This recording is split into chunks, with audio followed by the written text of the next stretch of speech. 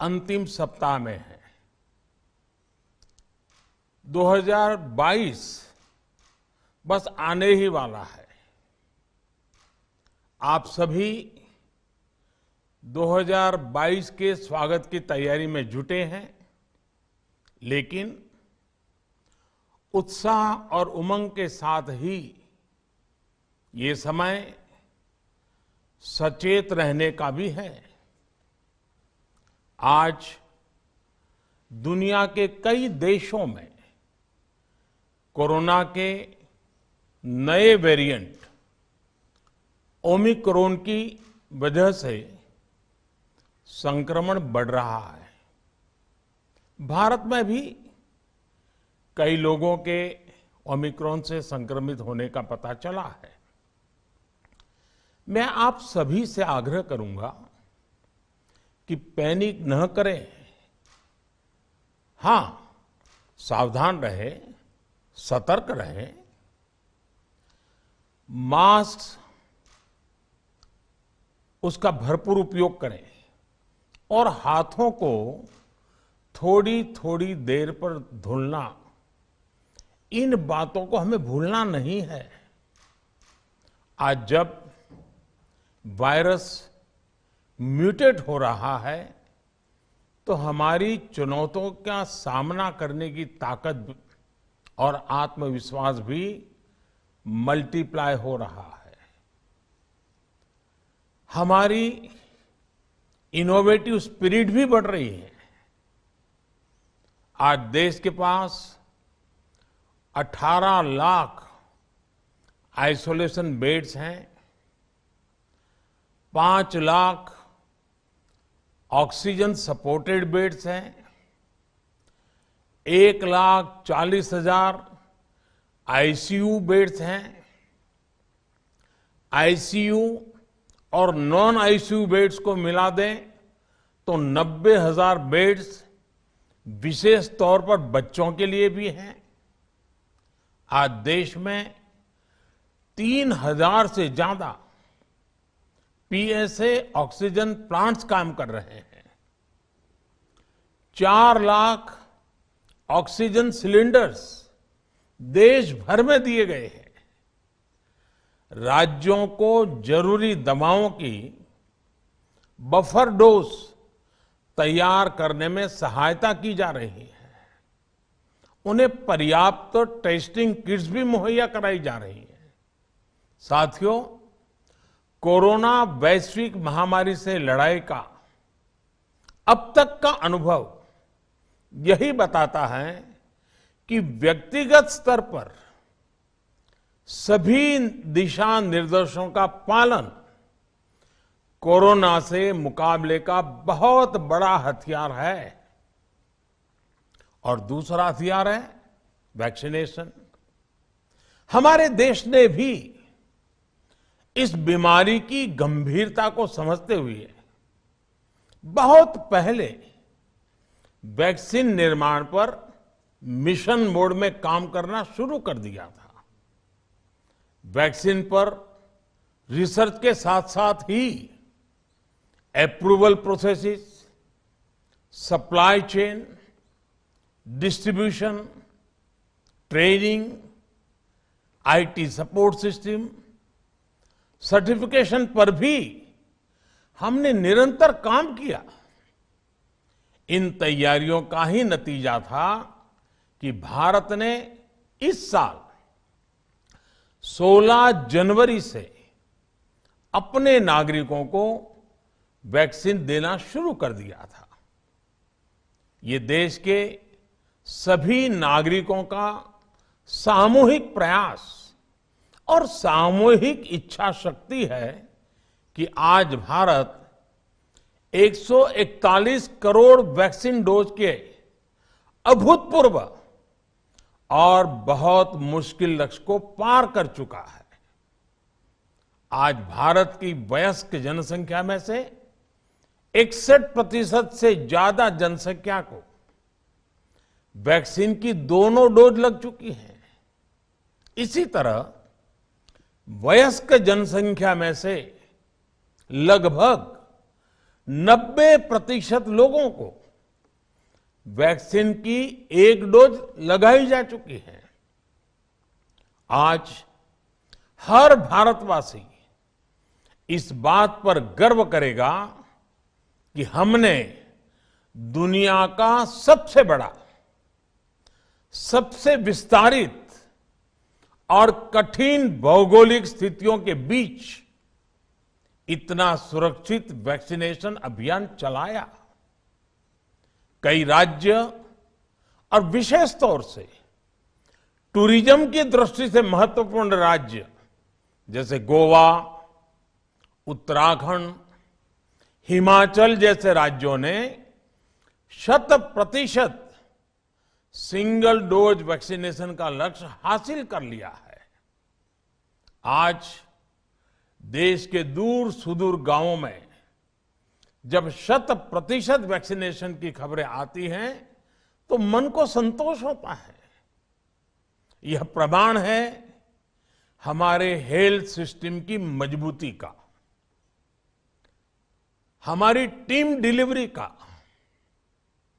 हमारे health care workers के dedication और कमिटमेंट का, और देश के सामान्य मानवी के अनुशासन और विज्ञान में उनके विश्वास का। हमारे देश में जल्दी ही नेजल वैक्सीन और दुनिया की पहली डीएनए वैक्सीन भी शुरू होगी। साथियों, कोरोना के खिलाफ भारत की लड़ाई शुरू से ही वैज्ञानिक सिद्धांतों, वैज्ञानिक परामर्श और वैज्ञानिक पद्धति पर आधारित रही है।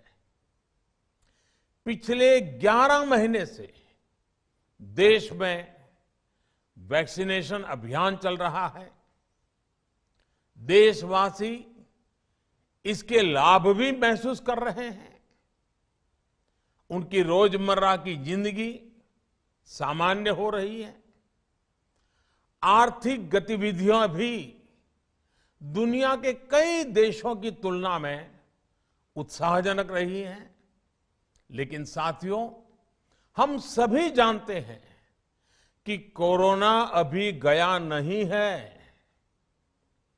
ऐसे में सतर्कता बहुत जरूरी है। देश को सुरक्षित रखने के लिए, देशवासियों को सुरक्षित रखने के लिए हमने निरंतर काम किया है। जब वैक्सीनेशन शुरू हुआ तो उसमें भी वैज्ञानिक सुझावों के आधार पर ही ये तय किया गया कि पहली डोज किसे देना शुरू किया जाए, पहली और दूसरी डोज में कितना अंतराल हो, स्वस्थ लोगों को कब वैक्सीन लगे, जिन्हें कोरोना हो चुका है उन्हें कब वैक्सीन लगे, और जो कोमॉर्बिडिटी से ग्रस्त हैं उन्हें कब वैक्सीन लगे। ऐसे निर्णय लगातार किए गए और ये परिस्थितियों को संभालने में काफी मददगार भी साबित हुए हैं। भारत ने अपनी स्थिति परिस्थिति के अनुसार भारत के वैज्ञानिकों के सुझाव पर ही अपने निर्णय लिए हैं। वर्तमान में ओमिक्रॉन की चर्चा जोरों पर चल रही है। विश्व में इसके अनुभव भी अलग अलग है, अनुमान भी अलग अलग है। भारत के वैज्ञानिक भी इस पर पूरी बारीकी से नजर रखे हुए हैं, इस पर काम कर रहे हैं। हमारे वैक्सीनेशन को आज जब 11 महीने पूरे हो चुके हैं तो सारी चीजों का वैज्ञानिकों ने जो अध्ययन किया है और विश्व भर के अनुभवों को देखते हुए आज कुछ निर्णय लिए गए हैं। आज अटल जी का जन्मदिन भी है, क्रिसमस का त्योहार भी है, तो मुझे लगा कि इस निर्णय को आप सबके साथ साझा करना चाहिए। साथियों, 15 साल से 18 साल की आयु के बीच के जो बच्चे हैं, अब उनके लिए देश में वैक्सीनेशन प्रारंभ होगा। 2022 में 3 जनवरी को सोमवार के दिन से इसकी शुरुआत की जाएगी। ये फैसला कोरोना के खिलाफ देश की लड़ाई को तो मजबूत करेगा ही, स्कूल कॉलेजों में जा रहे हमारे बच्चों की और उनके माता पिता की चिंता भी कम करेगा। साथियों, हम सबका अनुभव है कि जो कोरोना वॉरियर्स हैं, हेल्थ केयर और फ्रंटलाइन वर्कर्स हैं, इस लड़ाई में देश को सुरक्षित रखने में उनका बहुत बड़ा योगदान है। वो आज भी कोरोना के मरीजों की सेवा में अपना बहुत समय बिताते हैं। इसलिए प्रिकॉशन की दृष्टि से सरकार ने निर्णय लिया है कि हेल्थ केयर और फ्रंटलाइन वर्कर्स को वैक्सीन की प्रिकॉशन डोज भी प्रारंभ की जाए।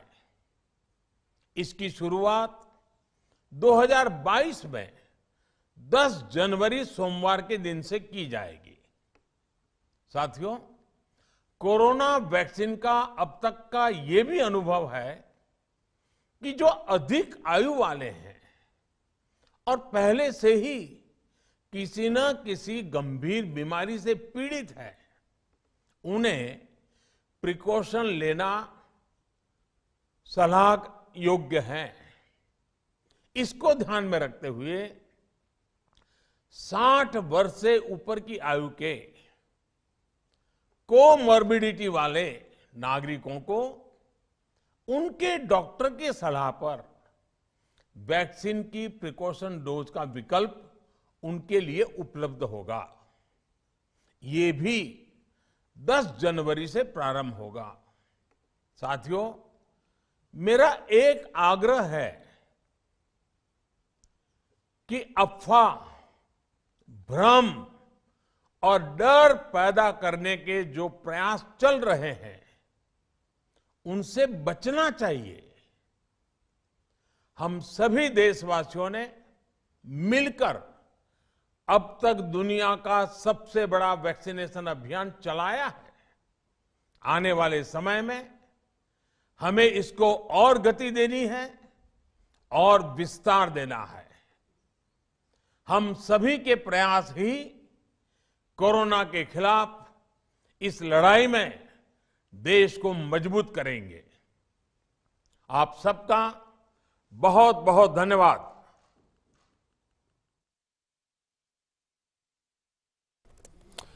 तो इस वक्त की बड़ी खबर, प्रधानमंत्री नरेंद्र मोदी ने राष्ट्र को संबोधित करते हुए बताया कि 15 से 18